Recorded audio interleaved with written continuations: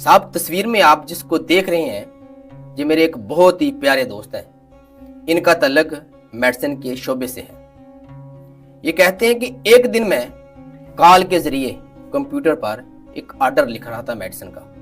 تو میں نے موبائل کو ایسے کان کے ساتھ لگایا تھا اور شولڈر کے ساتھ سہارا دیا تھا اور دونوں ہاتھوں سے میں کمپیوٹر پر ٹیپ کر رہا تھا. تو مجھے لکھنے میں دقت محسوس ہو رہی تھی. پھر میں موبائل کو کبھی اس کان کی طرف لگاتا, پھر دوبارہ اس کان کی طرف لگاتا اور شولڈر سے سہارا دیتا. یوں مجھے بات سننے اور ٹیپ کرنے میں لکھنے میں کافی مشکل محسوس ہو رہی تھی. تو سامنے شخص میرے ایک بیٹھا تھا, وہ یہ سب دیکھ رہا تھا خاموشی سے.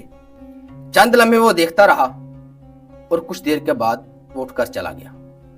اور اگلے دن وہ شخص دوبارہ آیا اور اس کے ہاتھ میں ایک ڈبہ تھا بڑا سا.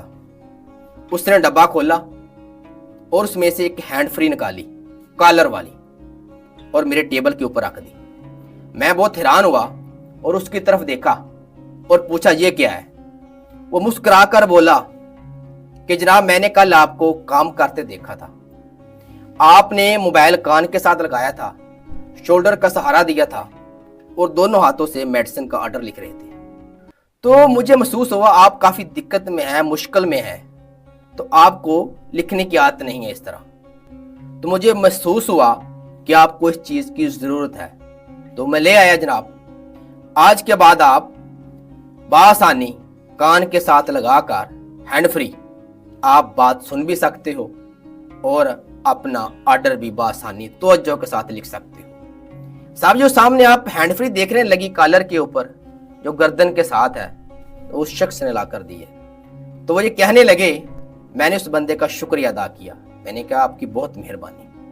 سب بات یہاں ختم ہوئی, کہانی یہاں ختم ہوئی. لیکن جو اس کہانی سے, اس واقعے سے سبق ملتا ہے وہ ایک بہت ہی بڑا ہے کہ اپنا اور غیر کون ہوتا ہے.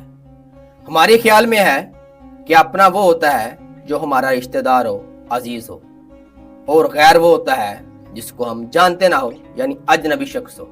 لیکن یہ نہیں ہے. اپنا شخص وہ ہوتا ہے جو محسوس کرے کہ اس بندے کو اس چیز کی ضرورت ہے اور وہ خاموشی کے ساتھ اس کی مدد کر دے.